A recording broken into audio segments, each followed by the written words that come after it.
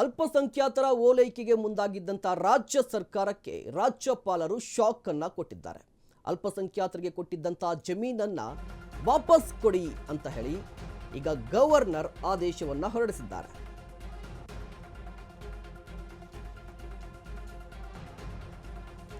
ರಾಜ್ಯಪಾಲರ ಆದೇಶದಿಂದ ಸರ್ಕಾರಕ್ಕೆ ಮುಜುಗರ ಎದುರಾಗಿದೆ. ಅಲ್ಪಸಂಖ್ಯಾತರಿಗೆ ನೀಡಿದ್ದ ಸರ್ಕಾರಿ ಜಮೀನು ವಾಪಸ್ ಕೊಡಬೇಕು. ಸರ್ಕಾರದ ಮತ್ತೊಂದು ಎಡವಟ್ಟಿಗೆ ರಾಜ್ಯಪಾಲರು ಬ್ರೇಕ್ ಅನ್ನು ಹಾಕಿದ್ದಾರೆ. ಕಾಂಗ್ರೆಸ್ ಸರ್ಕಾರಕ್ಕೆ ಹಿನ್ನಡೆ ತಂದಿದೆ ಗವರ್ನರ್ ಆದೇಶ. ಗವರ್ನರ್ ಆದೇಶದಿಂದಾಗಿ ಚಾಮರಾಜಪೇಟೆ ಜನರು ಫುಲ್ ಖುಷಿಯಾಗಿದ್ದಾರೆ. ರಾಜ್ಯ ಗ್ಯಾರಂಟಿ ಸರ್ಕಾರ ಅಲ್ಪಸಂಖ್ಯಾತರ ಓಲೈಕೆಗೆ ಮುಂದಾಗಿತ್ತು. ಈಗ ರಾಜ್ಯಪಾಲರ ಒಂದೇ ಒಂದು ಆದೇಶ ಸರ್ಕಾರಕ್ಕೆ ಮುಜುಗರ, ಚಾಮರಾಜಪೇಟೆ ಜನರಿಗೆ ಖುಷಿ ತಂದಿದೆ. ಹಾಗಾದ್ರೆ ಯಾವುದು ಈ ಕೇಸ್? ಏನಾಗಿತ್ತು? ರಾಜ್ಯಪಾಲರ ಆದೇಶದಲ್ಲಿ ಏನಿದೆ? ರಾಜ್ಯ ಸರ್ಕಾರ ಯಾವ ಎಡವಟ್ಟನ್ನ ಮಾಡಿಕೊಂಡಿತ್ತು ಅಂತ ನೋಡೋದಾದ್ರೆ, ಮುಖ್ಯವಾಗಿ ರಾಜ್ಯ ಸರ್ಕಾರ ಒಂದಿಷ್ಟು ಜಮೀನನ್ನ ಅಲ್ಪಸಂಖ್ಯಾತರಿಗೆ ಕೊಟ್ಟಿತ್ತು. ಈಗ ಆ ಆದೇಶವನ್ನ ವಾಪಸ್ ತೆಗೆದುಕೊಳ್ಳಿ ಅಂತ ಹೇಳಿ ರಾಜ್ಯಪಾಲರು ಆದೇಶವನ್ನು ಕೊಟ್ಟಿದ್ದಾರೆ. ಏನು ಕೇಸ್ ಅಂತ ಹೇಳಿದ್ರೆ, 2 ಎಕರೆ ಜಮೀನು ಅಲ್ಪಸಂಖ್ಯಾತರ ಕಲ್ಯಾಣ ಇಲಾಖೆಗೆ ಹಸ್ತಾಂತರ ಮಾಡಿತ್ತು. ಪಶುವೈದ್ಯ ಜಾಗವನ್ನು ಹಸ್ತಾಂತರ ಮಾಡಿತ್ತು ರಾಜ್ಯ ಸರ್ಕಾರ. 106 ಕೋಟಿ ಮೌಲ್ಯದ ಸರ್ಕಾರಿ ಭೂಮಿ ಅಲ್ಪಸಂಖ್ಯಾತ ಕಲ್ಯಾಣ ಇಲಾಖೆಗೆ ಹಸ್ತಾಂತರವಾಗಿತ್ತು. ಚಾಮರಾಜಪೇಟೆ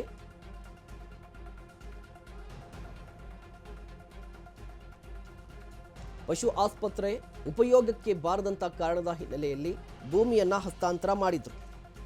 ಏನಪ್ಪ ಈ ಘಟನೆ ಅಂತ ಹೇಳಿದ್ರೆ, 2 ಎಕರೆ ಜಮೀನು ಅಲ್ಪಸಂಖ್ಯಾತರ ಕಲ್ಯಾಣ ಇಲಾಖೆಗೆ ಹಸ್ತಾಂತರವಾಗಿತ್ತು.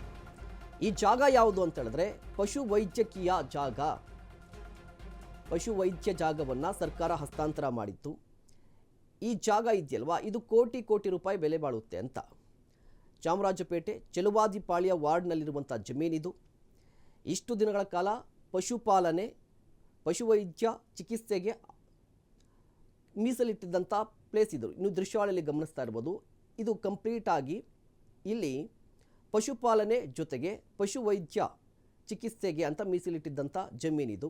ಆದರೆ ಈ ಜಾಗವನ್ನು ಅಲ್ಪಸಂಖ್ಯಾತ ಕಲ್ಯಾಣ ಇಲಾಖೆಗೆ ಸರ್ಕಾರ ಹಸ್ತಾಂತರ ಮಾಡಿತ್ತು. ಇದರಿಂದಾಗಿ ಚಾಮರಾಜಪೇಟೆ ನಿವಾಸಿಗಳು ಕಂಪ್ಲೀಟ್ ಆಗಿ ಆಕ್ರೋಶಗೊಂಡಿದ್ದರು. ಸಾಕಷ್ಟು ಬಾರಿ ಪ್ರತಿಭಟನೆಗಳು ಕೂಡ ನಡೆದಿತ್ತು.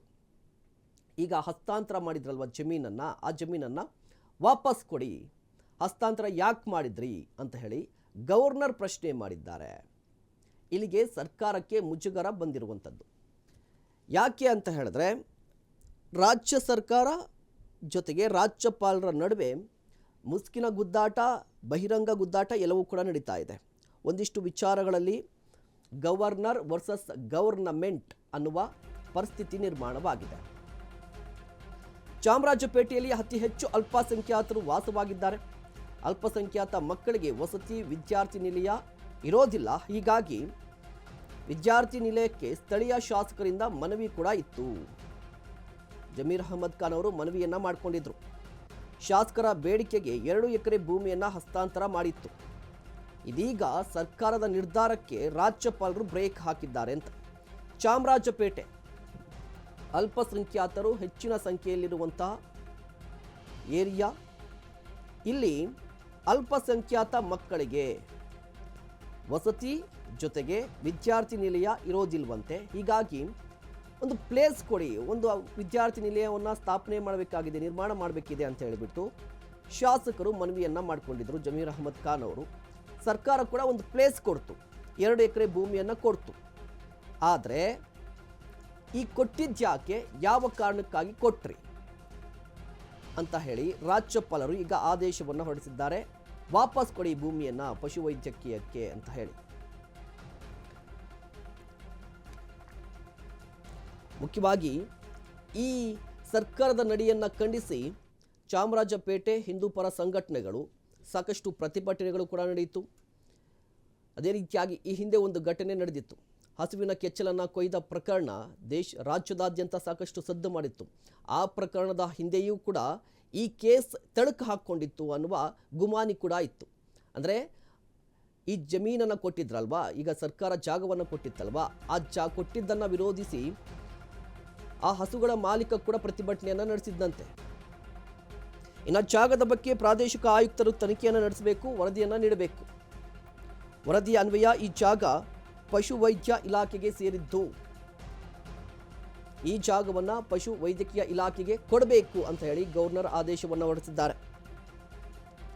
ಗವರ್ನರ್ ಆದೇಶದಿಂದಾಗಿ ಈಗ ರಾಜ್ಯ ಸರ್ಕಾರಕ್ಕೆ ಮುಜುಗರ ಉಂಟಾಗಿದೆ. ಇದು ಕಂಪ್ಲೀಟ್ ಆಗಿ ಚಾಮರಾಜಪೇಟೆ ನಾಗರಿಕರ ಹೋರಾಟಕ್ಕೆ ಸಿಕ್ಕ ಜಯ ಅಂತ ಬಣ್ಣಿಸಲಾಗ್ತಾ ಇದೆ. ಒಂದು ಕಡೆ ರಾಜ್ಯ ಸರ್ಕಾರ 2 ಎಕರೆ ಜಮೀನು ಕೊಡುತ್ತೆ, ಆದರೆ ರಾಜ್ಯಪಾಲರ ವಾದ ಏನು ಅಂತ ಹೇಳಿದ್ರೆ, ಈಗ ಈ ಜಮೀನು ಇದೆಯಲ್ವಾ, ಈ ಕಂಪ್ಲೀಟ್ ಜಮೀನು ಪಶುವೈದ್ಯಕೀಯ ಇಲಾಖೆಗೆ ಸೇರಿದ್ದು, ಹೀಗಾಗಿ ಇದು ಪಶುವೈದ್ಯಕೀಯ ಇಲಾಖೆಗೆ ಇರಬೇಕು, ಮೀಸಲಾಗಿರಬೇಕು. ಇದನ್ನು ಬೇರೆ ಯೂಸ್ಗೆ ಅಂದರೆ ಅಲ್ಪಸಂಖ್ಯಾತರ ಹಾಸ್ಟೆಲ್ ನಿರ್ಮಾಣಕ್ಕೋ ಅಥವಾ ಬೇರೆಯದ್ದೇ ವಿಚಾರಕ್ಕೋ ಕೊಡಬಾರ್ದು ಅಂತ ಹೇಳಿ ರಾಜ್ಯಪಾಲರು ಬ್ರೇಕ್ ಹಾಕಿರುವಂಥದ್ದು. ಇದು ರಾಜ್ಯಪಾಲರ ಅಂಗಳಕ್ಕೆ ಯಾಕೆ ಹೋಯಿತು ಅಂತ ಹೇಳಿದ್ರೆ, ಹಿಂದೂಪರ ಸಂಘಟನೆಗಳು ದೊಡ್ಡ ಹೋರಾಟವನ್ನು ನಡೆಸಿದ್ವು, ಜೊತೆಗೆ ರಾಜ್ಯಪಾಲರಿಗೆ ಕೂಡ ದೂರನ್ನು ಕೊಟ್ಟಿದ್ರು.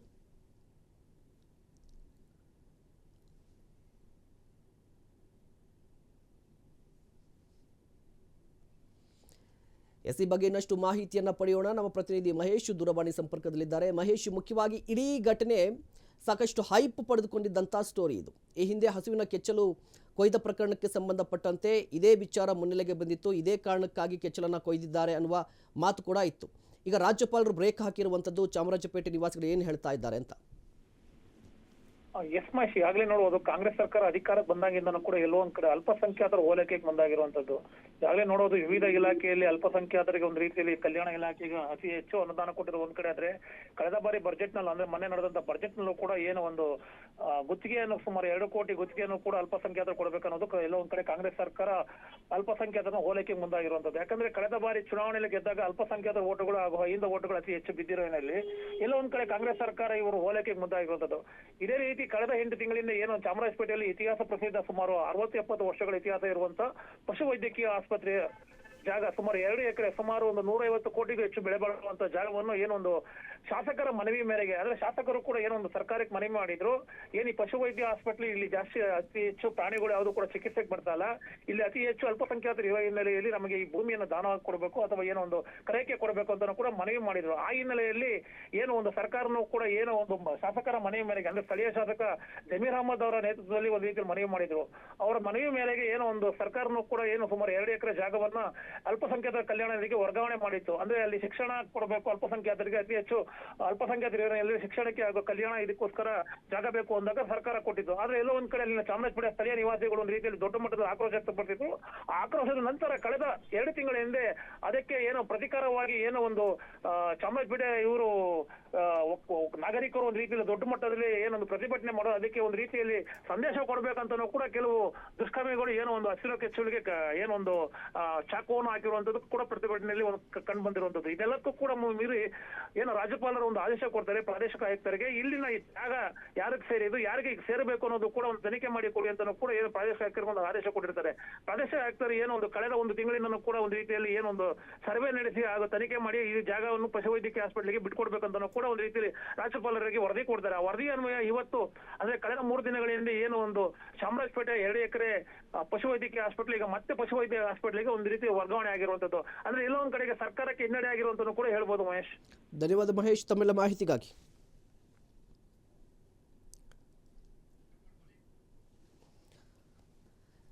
ಒಂದ್ ಕಡೆ ರಾಜ್ಯ ಸರ್ಕಾರ ಮುಸ್ಲಿಂ ಓಲೈಕೆಗೆ ಮುಂದಾಗಿತ್ತು, ಹೀಗಾಗಿ ಜಾಗವನ್ನ ಹಸ್ತಾಂತರ ಮಾಡಿದೆ ಅಲ್ಪಸಂಖ್ಯಾತರಿಗೆ ಅಂತ ಆರೋಪವನ್ನ ಮಾಡಿ ಹಿಂದೂಪರ ಸಂಘಟನೆಗಳು ಬೃಹತ್ ಪ್ರತಿಭಟನೆಯನ್ನು ನಡೆಸಿತ್ತು. ಜೊತೆಗೆ ರಾಜ್ಯಪಾಲರ ಅಂಗಳಕ್ಕೂ ಕೂಡ ತೆಗೆದುಕೊಂಡು ಹೋಗಿತ್ತು, ಒಂದು ದೂರನ್ನ ಒಂದು ಮನವಿಯನ್ನು ಕೂಡ ಸಲ್ಲಿಕೆ ಮಾಡಿತ್ತು. ರಾಜ್ಯಪಾಲರು ಒಂದು ಆದೇಶವನ್ನು ಹೊರಡಿಸಿದ್ದಾರೆ, ವಾಪಸ್ ಕೊಡಿ ಜಮೀನನ್ನು, ಪಶು ಇಲಾಖೆಗೆ ಸಂಬಂಧಪಟ್ಟ ಜಾಗ ಇದು, ಹೀಗಾಗಿ ಆ ಜಾಗವನ್ನು ಪಶು ಇಲಾಖೆಗೆ ಕೊಡಿ ಅಂತ ಹೇಳಿ ಆದೇಶವನ್ನು ಹೊರಡಿಸಿದ್ದಾರೆ. ಹೀಗಾಗಿ ರಾಜ್ಯ ಸರ್ಕಾರಕ್ಕೆ ಮುಜುಗರ ಆಗಿದೆ.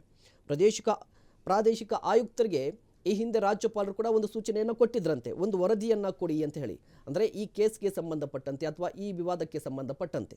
ಆ ವರದಿಯಲ್ಲಿ ಏನಿತ್ತಪ್ಪ ಅಂತ ಹೇಳಿದ್ರೆ, ಈ ಸ್ಥಳ ಇದೆಯಲ್ವಾ, ಇದು 100% ಪಶುವೈದ್ಯ ಇಲಾಖೆಗೆ ಸೇರಿದ್ದು, ಅಂತ ಹೇಳಿ ವರದಿಯನ್ನು ಕೊಟ್ಟಿದ್ರಂತೆ. ಈ ವರದಿಯ ಆಧಾರದ ಮೇಲೆ ರಾಜ್ಯಪಾಲರು ಈಗ ಆದೇಶವನ್ನು ಹೊರಡಿಸಿದ್ದಾರೆ.